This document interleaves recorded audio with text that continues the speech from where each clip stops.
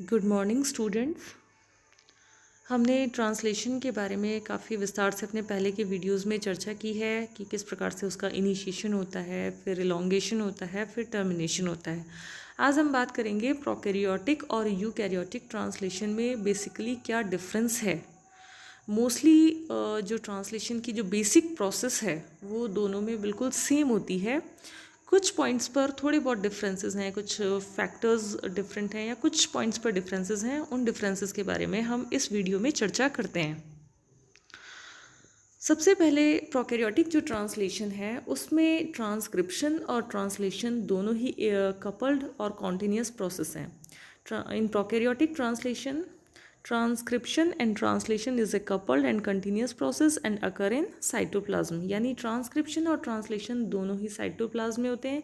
क्योंकि प्रोकैरियोट्स में कोई वेल डिफाइंड न्यूक्लियस नहीं होता है, कोई न्यूक्लियर मेम्ब्रेन नहीं होती है, कोई वेल डिफाइंड, इसलिए वो जो प्रोसेस है वो साइटोप्लाज्म में ही होती है।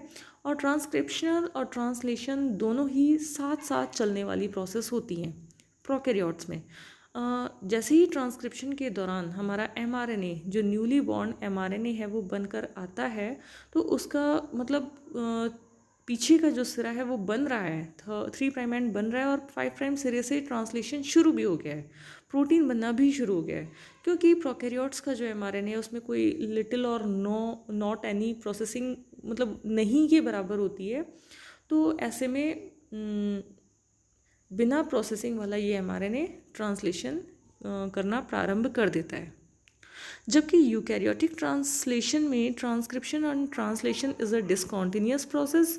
Transcription occurs in nucleus while translation occurs in cytoplasm. Transcription और ट्रांसलेशन बिल्कुल डिसकॉन्टिन्यूस प्रोसेस हैं, बिल्कुल अलग अलग प्रोसेस हैं। ट्रांसक्रिप्शन क्योंकि यूकैरियोट्स में एक वेल डिफाइंड न्यूक्लियस है, तो ट्रांसक्रिप्शन न्यूक्लियस में होता है, अनुलेखन की प्रक्रिया केंद्रक में होती है और बनने वाला जो mRNA है उसमें मॉडिफिकेशन होता है।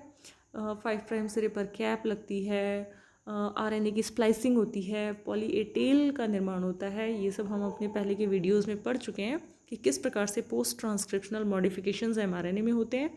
फिर हमारा फुल्ली फंक्शनल जो मैच्योर और स्टेबल mRNA है वो न्यूक्लियस से साइटोप्लाज्म में एंटर करता है, साइटोप्लाज्म में आ जाता है और वहाँ पर ट्रांसलेशन की प्रक्रिया संपन्न होती है। राइबोसोम्स, प्रोकैरियोट्स में 70S टाइप के राइबोसोम्स होते हैं, जिसमें लार्जर सब यूनिट 50S होती है और स्मॉलर सब यूनिट 30S की होती है। वाइल यूकैरियोटिक ट्रांसलेशन में राइबोसोम्स 80S टाइप्स के होते हैं, जिसमें लार्जर सब यूनिट 60S होती है और स्मॉलर सब यूनिट 40S होती है। स्टेबिलिटी ऑफ mRNA, प्रोकैरियोट के अंदर जो mRNA है उसमें बहुत कम या नहीं के बराबर प्रोसेसिंग होती है, इसलिए बनने वाला जो mRNA है उसकी ड्यूरेबिलिटी बहुत ज़्यादा नहीं है, वो ज़्यादा टाइम के लिए नहीं होता है, तो वो बहुत अस्थायी होता है, अनस्टेबल होता है। और यूकैरियोट्स में एक्सटेंसिव प्री mRNA प्रोसेसिंग होती है, तो ऐसे में जो बनने वाला हमारा mRNA है वो काफ़ी स्टेबल होता है और लंबे टाइम तक उसकी ड्यूरेबिलिटी होती है। वो आसानी से न्यूक्लियस को पार करके साइटोप्लाज्म में आता है और ट्रांसलेशन को संपन्न करता है। Control mRNA is in prokaryotes mRNA is polycistronic. Polycistronic mRNA होता है प्रोकैरियोट में। प्रोकैरियोट में पॉलीसिस्ट्रॉनिक mRNA का मतलब है कि ये जो mRNA है ये कई प्रोटीन्स को एनकोड करता है और एक से ज़्यादा जीन्स के द्वारा ये ट्रांसक्राइब्ड होता है। ऐसा mRNA पॉलीसिस्ट्रॉनिक mRNA कहलाता है, जो कि प्रोकैरियोट्स की विशेषता है। जबकि यूकैरियोट्स का mRNA मोनोसिस्ट्रॉनिक होता है। मोनोसिस्ट्रॉनिक mRNA का मतलब है कि एक सिंगल प्रोटीन ऐसा mRNA जो एक सिंगल प्रोटीन को एनकोड करे और एक ही जीन के द्वारा ये ट्रांसक्राइब्ड हो। तो यूकैरियोट्स में मोनोसिस्ट्रॉनिक mRNA पाया जाता है, जबकि प्रोकैरियोट्स में पॉलीसिस्ट्रॉनिक mRNA पाया जाता है। इनिशिएशन के दौरान प्रोकैरियोट्स में एक सीक्वेंस होती है जिसे हम शाइन डेल्गार्नो सीक्वेंस कहते हैं, जो 30S सब यूनिट जो स्मॉलर सब यूनिट है राइबोसोम की उसके साथ बाइंड होती है। और इनिशिएशन को पहचानती है और वहाँ से इनिशिएशन स्टार्ट होता है। ये हमारे स्टार्ट कोडोन से कुछ पहले अपस्ट्रीम उपस्थित होती है। जबकि यूकैरियोट्स में एक 43 प्री इनिशिएशन कॉम्प्लेक्स PIC उपस्थित होता है, जो कि यूकैरियोट के mRNA के 5 प्राइम सिरे पर जो कैप उपस्थित है, जिसे हम 7 मिथाइल ग्वानोसिन कैप कहते हैं, उस कैप पर ये हमारा 43S pre initiation complex bind होता है। इसके साथ साथ एक स्पेसिफिक सीक्वेंस पाई जाती है यूकैरियोट्स में, जिसे हम कोजैक सीक्वेंस कहते हैं। ये कोजैक सीक्वेंस एफिशिएंट इनिशिएशन और ट्रांसलेशन के लिए आवश्यक होती है। इसकी उपस्थिति, कोजैक सीक्वेंस की उपस्थिति एक दक्षतापूर्वक जो आरंभन है उसके लिए बेहद ज़रूरी होती है। tRNA, प्रोकैरियोट्स का जो tRNA है यानी इनिशिएटर tRNA है, उसे हम फॉर्मल मिथियोनिल tRNA कहते हैं, जो कि फॉर्मल मिथियोनिन को एनकोड करता है।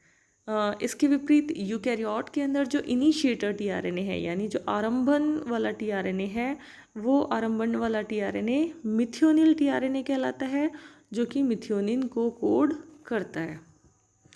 इनिशिएशन की प्रोसेस, इनिशिएशन प्रोसेस में प्रोकैरियोट्स में 3IF इन्वॉल्व होते हैं, 3 इनिशिएशन फैक्टर्स इन्वॉल्व होते हैं।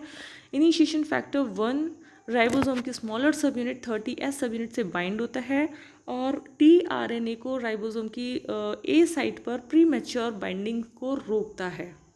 IF2 ZTP के साथ बाइंड होता है और इनिशिएटर tRNA को 30S सब यूनिट से जोड़ने का काम करता है। IF3 30S सब यूनिट से जुड़ा रहता है जब तक ये स्मॉलर सब यूनिट mRNA से ना जुड़ जाए, तब तक बड़ी वाली जो यूनिट है, लार्जर सब यूनिट है, उसको छोटी वाली सब यूनिट से नहीं जुड़ने देगा। इसी प्रकार यूकैरियोट की ट्रांसलेशन में इनिशिएशन की प्रोसेस बेसिकली सेम होती है, लेकिन इसके अंदर यूकैरियोटिक में ट्रांसलेशन के दौरान 12 यूकैरियोटिक इनिशिएशन फैक्टर्स इन्वॉल्व होते हैं और ये हैं eukaryotic initiation factor 1, 1A, 2, 3, 4A, 4E, G, 4F, 5F, 5A, 5B and 6। तो ये 12 टाइप के इनिशिएशन फैक्टर्स हैं जो यूकैरियोट्स के इनिशिएशन में इन्वॉल्व होते हैं। इसके विपरीत प्रोकैरियोट्स में केवल 3 टाइप के इनिशिएशन फैक्टर्स इन्वॉल्व होते हैं।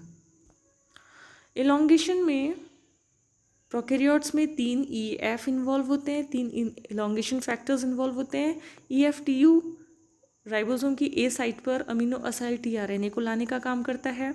EFTS एक्टिव EFTU को बनाने का काम करता है, मतलब उसमें से जो GTP पार्ट है उसको जोड़ता है, ZDP को निकालता है। ये साइकिल कॉन्टिन्यूसली चलती रहती है, ZDP को रिमूव कर देगा, ZTP को अटैच कर देगा। EFG ट्रांसलोकेशन का काम करता है। यूकैरियोटिक ट्रांसलेशन में 4 यूकैरियोटिक इलोंगेशन फैक्टर्स इन्वॉल्व होते हैं, that is 1 alpha, 1 beta, 2 and 5A। 1 alpha ribosome की A साइट पर अमीनो असाइल tRNA को लाने का काम करती है। 1 बीटा एक्टिव 1 अल्फा जनरेट करती है, मतलब ये भी ZTP को जोड़ेगा और ZDP को निकालेगा। EF2 ट्रांसलोकेशन का काम करता है और 5A पेप्टाइड बॉन्ड सिंथेसिस में हेल्प करता है। पेप्टाइड बंध जो 2 पास एडजेसेंट अमीनो एसिड्स हैं उनके मध्य पेप्टाइड बंध के निर्माण को में मदद करता है। टर्मिनेशन, प्रोकैरियोट्स के ट्रांसलेशन में 3 RF इन्वॉल्व होते हैं। RF1 UAA और UAG को आइडेंटिफाई करता है। RF2 UAA और UGA स्टॉप कोडोन्स को आइडेंटिफाई करता है और RF3 RF1 या RF2 को राइबोसोम से जोड़ने के लिए फैसिलिटेट करता है और इसके साथ साथ ही GTP को भी लेकर के आता है। इसके विपरीत यूकैरियोट्स में केवल एक रिलीज फैक्टर होता है जो तीनों टाइप के स्टॉप कोडोन्स को इजीली आइडेंटिफाई कर सकता है और ट्रांसलेशन को टर्मिनेट कर सकता है। पोस्ट ट्रांसलेशनल मॉडिफिकेशंस, मतलब ट्रांसलेशन के बाद जो हमारी पॉलीपेप्टाइड चेन बन करके आई है, वो न्यूली बॉर्न पॉलीपेप्टाइड चेन में क्या क्या मॉडिफिकेशंस होते हैं। अकर्स इन साइटोप्लाज्म, प्रोकैरियोट्स में यह प्रक्रिया साइटोप्लाज्म में होती है। It includes removal of formal methionine, क्योंकि हमने बात की थी कि ये हमारा जो इनिशिएटर टीआरएनए है वो फॉर्मल मिथ्योनिल टीआरएनए है, जो कि फॉर्मल मिथ्योनिन को एनकोड कर रहा है। तो यानी पहला जो हमारा अमीनो एसिड बन करके आया है वो फॉर्मल मिथ्योनिन है, और इसमें से पोस्ट ट्रांसलेशनल मॉडिफिकेशन के दौरान जो फॉर्मल ग्रुप है या फॉर्मल डेरिवेटिव है उसको रिमूव किया जाता है, उसको हटा दिया जाता है। यूकैरियोट्स के ट्रांसलेशन में ये जो पोस्ट ट्रांसलेशनल मॉडिफिकेशन की प्रोसेस है, इसमें एंडोप्लाज्मिक रेटिकुलम यानी अंतःप्रदर्वी जालिका और गोल्जी बॉडीज़ का बहुत इम्पॉर्टेंट रोल होता है।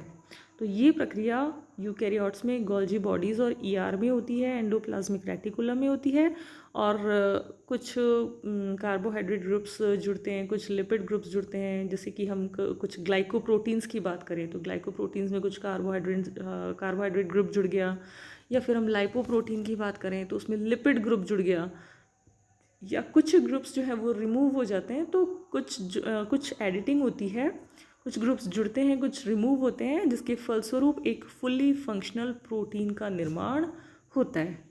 तो यूकैरियोट्स में यह प्रक्रिया अंतःप्रदर्वी जालिका और गोल्जी बॉडी में होती है, जो कि एक कार्यशील प्रोटीन के निर्माण के लिए बेहद आवश्यक होती है। ये कुछ बेसिक डिफरेंसेस हैं प्रोकैरियोट्स के ट्रांसलेशन और यूकैरियोट के ट्रांसलेशन में। बाकी बेसिक जो स्टेप्स हैं वो दोनों की सेम ही होती हैं। Thank you.